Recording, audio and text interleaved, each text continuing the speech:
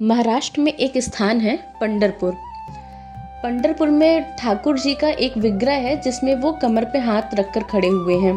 उनके इस स्वरूप को विट्ठलनाथ या पंढरीनाथ के नाम से जानते हैं।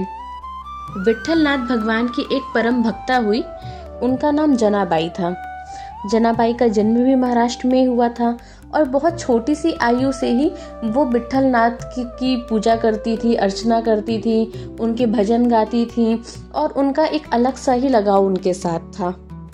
जब जनाबाई 7 या 8 साल की होंगी तब वो अपने माता पिता के साथ पंढरपुर विट्ठलनाथ के दर्शन को गई और उस वक्त पंढरपुर में बहुत भीड़ थी। शायद आषाढ़ का महीना चल रहा था और वहाँ कुछ ऐसा पर्व था जिसकी वजह से वहाँ बहुत संतों की भीड़ लगी थी। ढोल नगाड़े के साथ संतों की टोलियां निकल रही थी।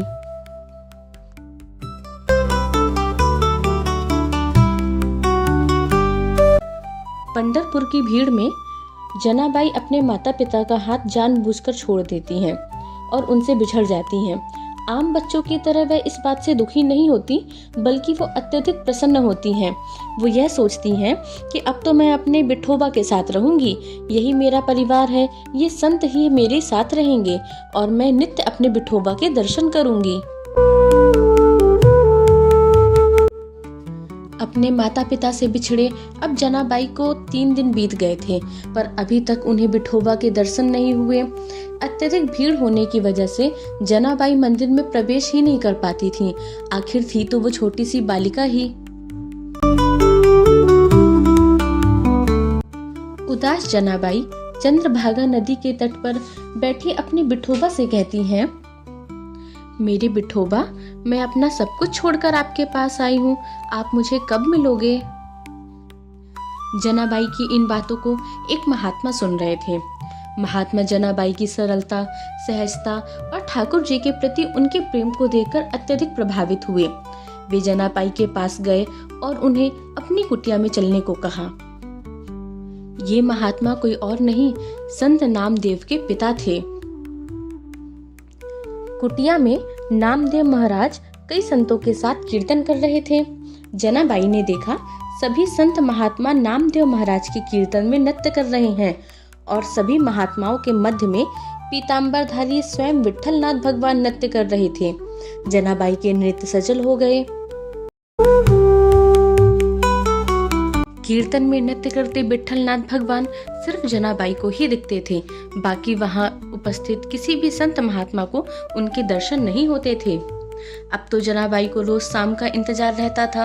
वह दिन भर संतों की सेवा करती और शाम को कीर्तन पे विट्ठलनाथ के दर्शन के लिए बैठती। जैसे ही कीर्तन में विट्ठलनाथ भगवान आते, वह उछलकर कूद कूद कर कहने लगती कि विठोबा आ गए, विठोबा आ गए। सभी संत महात्मा जनाबाई की बातें सुनकर सोचते कि ये तो बच्ची है, अभी छोटी है, कुछ भी कहती है, इसलिए उसकी बात अनसुनी कर देते। अब तो जनाबाई और विट्ठलनाथ भगवान के बीच एक अलग सा संबंध स्थापित हो गया था। रोज विट्ठलनाथ भगवान कीर्तन पे आते, वे जनाबाई को देखते, जनाबाई उनको देखकर अत्यधिक प्रसन्न होती। एक दिन नामदेव महाराज ने बाकी दिनों की अपेक्षा बहुत श्रेष्ठ कीर्तन किया।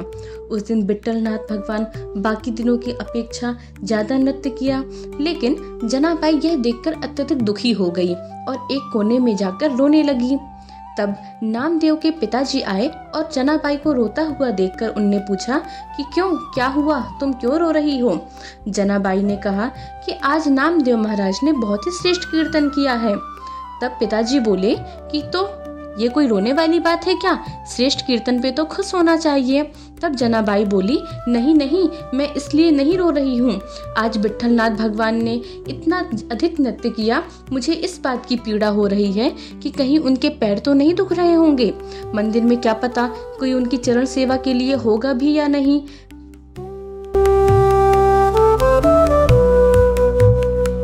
आप नामदेव महाराज को कह दीजिए कि वे इतना अच्छा कीर्तन ना किया करें।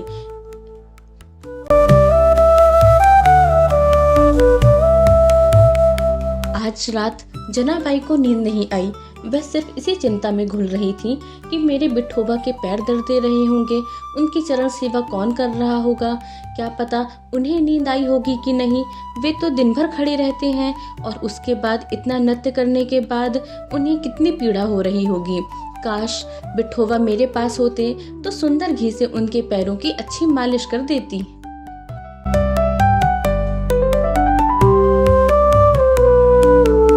वे इतना सोच ही रही थी कि पीतांबरधारी पंडरीनाथ भगवान जनाबाई के पास आ गए और अपने पैर फैलाकर कहने लगे कि लो अब करो मालिश। जनाबाई उन्हें देखकर अत्यधिक खुश हो गई और उनके पैर दबाती जा रही थी और उनसे बातें करती जा रही थी। जनाबाई ने पूछा, ठाकुर जी आपने खाना खा लिया? उन्होंने बोला कि हाँ मैंने खाना खा लिया। अच्छा तो क्या खाया खाने में? ठाकुर जी बोले, उन्होंने कुछ सामग्रियां बताई कि मैंने ये खाया है। अच्छा फिर कल क्या खाया था? ठाकुर जी बोले बस यही खाया था। अच्छा फिर परसों क्या खाया था? उनने बोला कि इन लोग मुझे एक ही भोग लगाते हैं, मुझे रोज इसी को ही ग्रहण करना पड़ता है। जनाबाई ने कहा कि आप रोज एक ही चीजें खाकर के बोर नहीं होते? ठाकुर जी कहे, बोर तो हो जाता हूँ पर क्या करूँ, सब पंडा पुजारी इतने भाव से भोग लगाते हैं कि मुझे ग्रहण करना ही पड़ता है। जनाबाई ने कहा, क्यों मैं आपके लिए सुंदर सुंदर भोग बनाऊं, आप ग्रहण करेंगे? ठाकुर जी बोले कि तुम बनाओगी मेरे लिए? जनाबाई ने कहा, हाँ मैं अभी आपके लिए अच्छे सुंदर सुंदर पकवान बना के लाती हूँ। और जनाबाई उनके लिए सुंदर पकवान बनाकर लेकर आई, उनके सामने प्रस्तुत किया और ठाकुर जी ने खूब चटकारे लेकर उसे ग्रहण किया। अब तो ठाकुर जी रोज जनाबाई के पास आने लगे और सुंदर सुंदर पकवानों का भोग लगाने लग गए और वह यह ध्यान रखते कि सुबह मंगला के पहले उन्हें मंदिर पहुंचना होता था। अब रोज जनाबाई उनके लिए सुंदर पकवान बनाती, वे सुंदर भोग लगाते और वापस मंदिर में मंगला के पहले लौट जाते। एक दिन जनाबाई चक्की में गेहूं पीस रही थी और गेहूं पीसने के साथ साथ ठाकुर जी के सुंदर भाव भी गा रही थी। उसी वक्त ठाकुर जी वहां आ गए और उन्हें गाता देखकर वे एक खंबे के सहारे खड़े होकर उनके भावों को सुनने लगे और जैसे ही उनके भाव खत्म हुए उनने गाना बंद किया। ठाकुर जी बोल पड़े, चुप क्यों हो गई और गाओ ना। तब जनाबाई बोली कि मैं दो काम एक साथ कर रही हूँ, मैं चक्की भी चला रही हूँ और भाव भी गा रही हूँ, मैं तो एक छोटी सी बालिका हूँ ना, मैं दो काम एक साथ कैसे करूँ। तब पंडरीनाथ भगवान बोले कि अच्छा चलो मैं चक्की चलाता हूँ, तुम मुझे भाव सुनाओ। पंडरीनाथ भगवान चक्की चलाने लगे और जनाबाई उन्हें भाव सुनाने लगी। अब तो यह जैसे रोज का नियम सा हो गया था। पंडरीनाथ भगवान उनके घर आते, वे चक्की चलाते, उनके सारे काम करते और जनाबाई बैठ करके सुंदर सुंदर भावों का गान करती।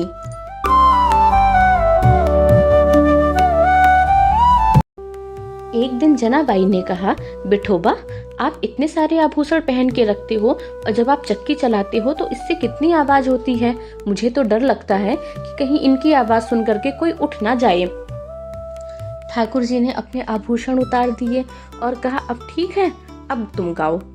जनाबाई ने सुंदर भाव सुनाया और आज उनके भाव में इतनी मधुरता थी कि विठलनाथ भगवान मंत्र मुग्ध हो गए और वे उनके भाव में इस तरह लीन हो गए कि उन्हें मंगला के लिए वापस मंदिर भी जाना है ये तो भूल ही गए। और जैसे ही मंगला का समय हुआ, मंदिर में घंटे घड़ियाल की आवाज आने लगी। घंटे घड़ियालों की आवाज सुनकर ठाकुर जी हड़बड़ा गए और जनाबाई की एक साल उड़कर भागे मंदिर की ओर। वहां पर रुक्मणी जी ने पीछे का दरवाजा खोल रखा था।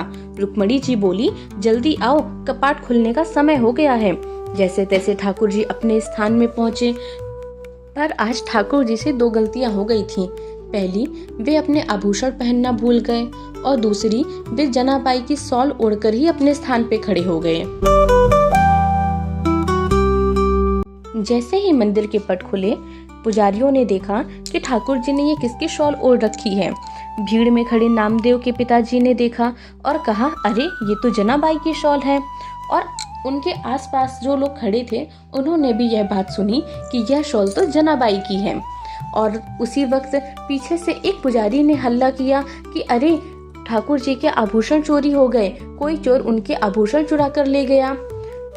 भीड़ में उपस्थित लोगों को लगा कि जब ये शॉल जनाबाई की है तो निश्चित ही जनाबाई ने ही उनके आभूषण चुराए हैं। सभी पुजारी जनाबाई के घर गए और उनकी तलाशी ली, जहां पर उन्हें ठाकुर जी के आभूषण मिल गए और जनाबाई पर चोरी का आरोप लगाया गया। जनाबाई ने विवाद नहीं किया क्योंकि वह जानती थी कि ठाकुर जी के उनके घर पे आने की बात यदि वे किसी से भी कहेंगी तो कोई उनकी बात पर विश्वास नहीं करेगा, इसलिए उन्होंने चुप रहना ही उचित समझा। चोरी के आरोप में जनाबाई को मृत्यु दंड दिया गया, पर नामदेव के पिताजी यह जान चुके थे कि ठाकुर जी जनाबाई के साथ अंतरंग लीला करना चाहते हैं, इसीलिए वे इन घटनाओं को घटित होने दे रहे हैं। जिस दिन जनाबाई को सूली पर चढ़ाना था, जनाबाई को सूली के पास लाया गया, पर ठाकुर जी अपने एक भक्त के साथ ऐसा नहीं होने दे सकते, इसलिए उन्होंने जनाबाई पर कृपा करी। उन्होंने सूली पर लगी रस्सी को जल में परिवर्तित कर दिया और जनाबाई को स्वयं में अंतर्विलीन कर लिया।